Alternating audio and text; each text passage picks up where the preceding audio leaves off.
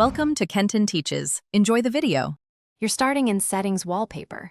Open it now and pick Photo or Photo Shuffle so you can control one image or a rotating set.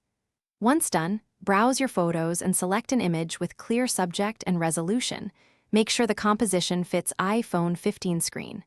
Tap Edit to crop or straighten the shot. Use pinch to zoom and drag to position. If you want the parallax effect, leave perspective zoom on. Otherwise, disable reduce motion to keep things responsive. Now fine-tune the image. Pinch to zoom and drag until the subject sits where you want it on the display. Once positioned, tap perspective zoom to toggle the parallax motion. Preview both lock screen and home screen so you see text legibility and widget overlap.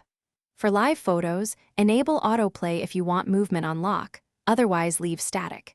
When satisfied, tap Set and choose lock screen, home screen, or both. Make sure widgets and clock remain visible before confirming the change. To finish, inspect how notifications and widgets look against the new wallpaper. If text is hard to read, reopen Edit and slightly darken or blur the image for contrast.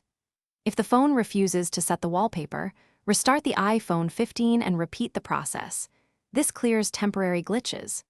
If problems persist, make sure iOS is updated, then try resetting home screen layout or choosing a different image. These steps resolve most conflicts between widgets, themes, and system behavior.